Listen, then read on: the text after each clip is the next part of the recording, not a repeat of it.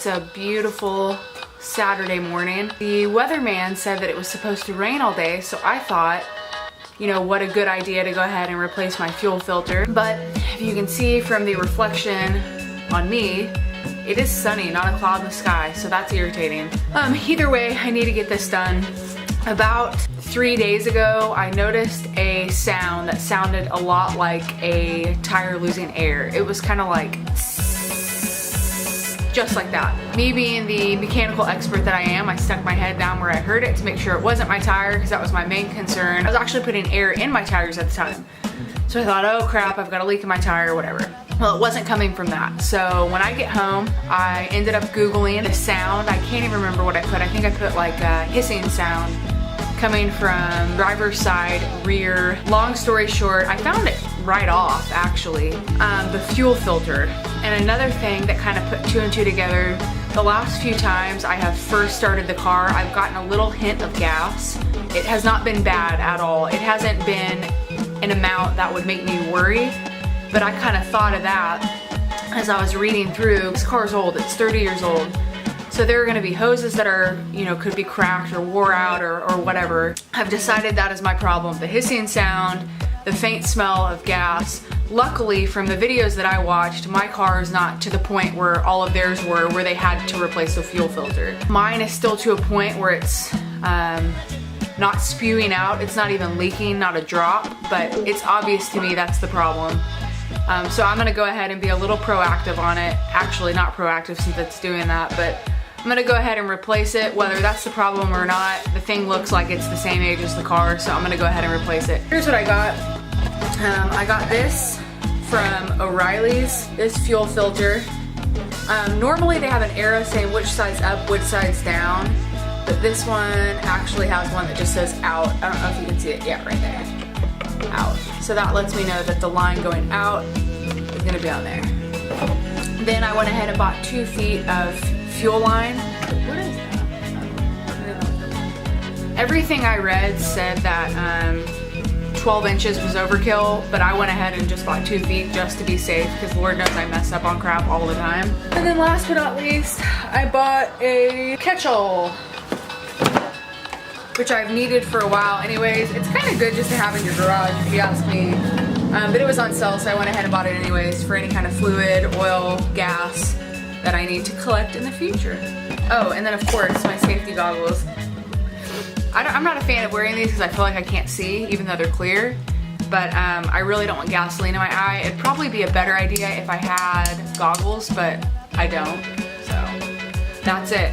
So that's what we're gonna do. We're gonna replace the fuel filter of my 1987 E30. Wish me luck. Sorry about this back here.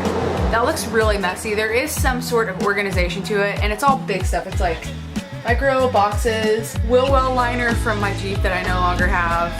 Anyways, I need to move my F32 out of the garage, put that in the middle. I'm gonna jack that side up, put jack stands under, get everything ready, and then we will replace my fuel filter. Good times.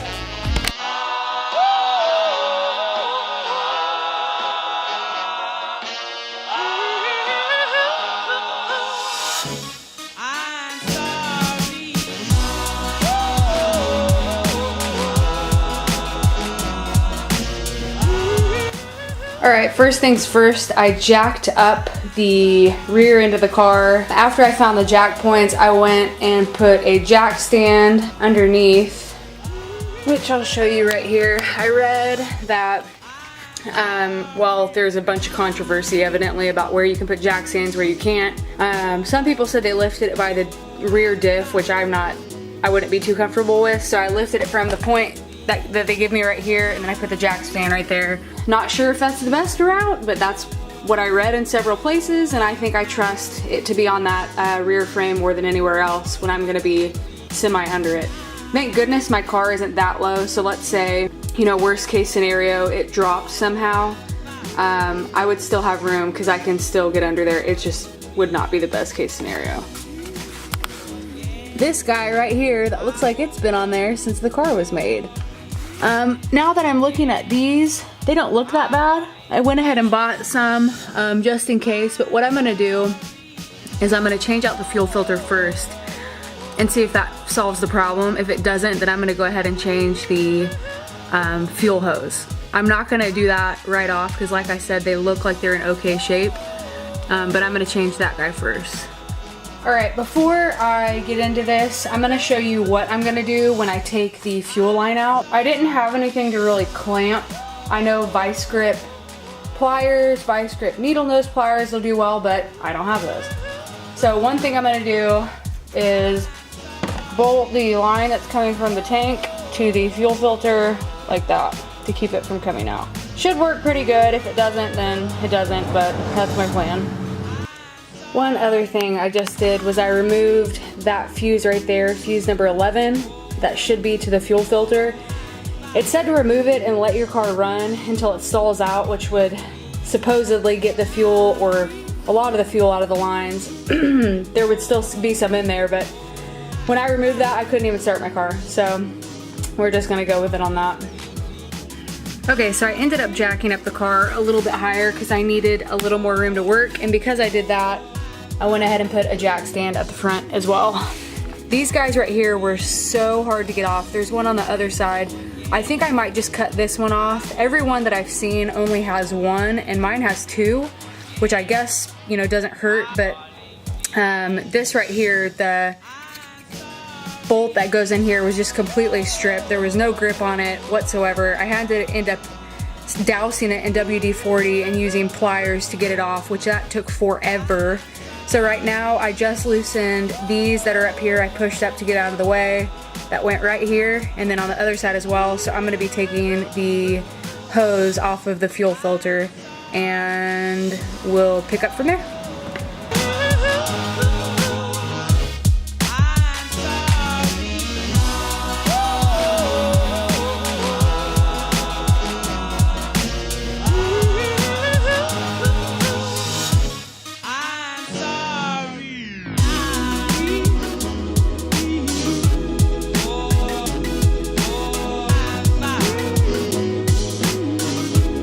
You know, looking, I don't know if you can see them very well, but looking at my fuel hose, they're really not in that bad a shape at all. So I think they've probably been replaced before at some point.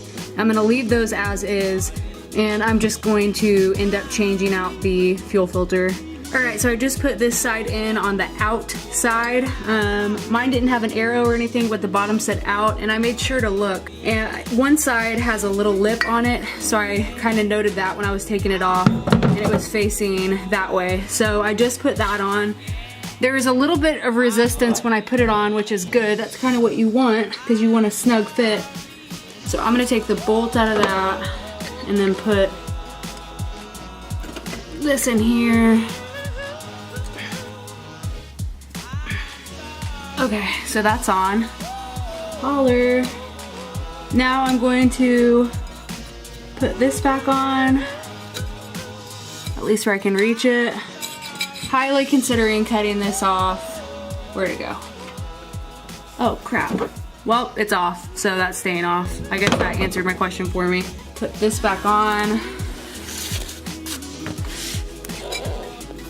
I'm just using one. I think one's gonna be fine, and if it's not, then I'll add the other one on there. It's so hard to get off, and I'm not gonna do that to myself again. That's what it looked like. Disgusting.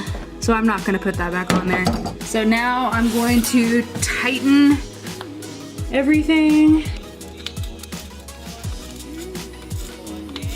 Oh, so much easier. All right, I'm gonna tighten everything. You don't really need to see this, it's kind of boring. All right, everything is in there. I'm gonna put the number 11 fuse back in. Put that fuse back in, and then I'm going to reconnect the battery. That's one thing that I forgot to mention that I did, is I disconnected the battery. I'll show you real quick. I disconnected the battery back here. I disconnected the negative terminal, and then just put a microfiber cloth in between it because it did not want to sit anywhere else but there. So just to keep that from sitting where it should, I put that microfiber cloth right there, and I will reconnect that here in a sec.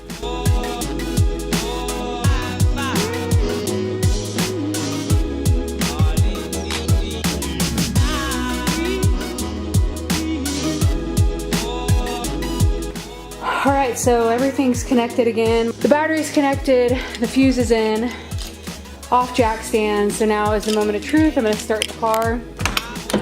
Everywhere that I read said that it could take a little bit because there is air in the hose now, obviously. So it takes a little bit to work out. So I wouldn't doubt that it's gonna take a second to start, or even when I do start it, it could sound like it's gonna die. So here we go.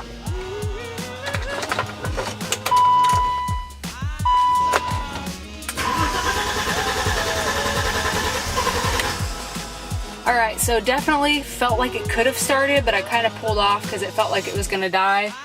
But like I said, that's kind of expected, so I'm gonna give it another try.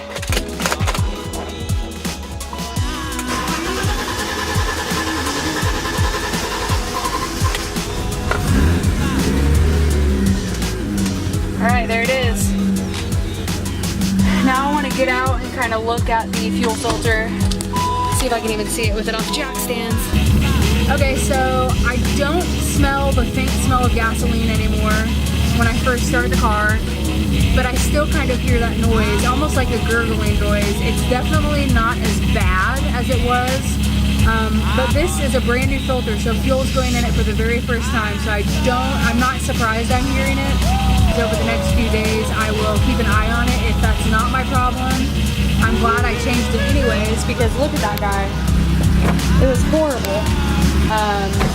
Yeah, it's disgusting. So glad I changed it. First little repair on the E30, fairly simple. The hardest part was getting this guy loose, bar none. The hardest part also took the longest. So after this was loose, it was smooth sailing from there. Thank you for watching. Like I said, that was the first little repair on the E30. I'm glad it was simple. So I'm gonna keep an eye on it over the next few days and see if that sound goes away.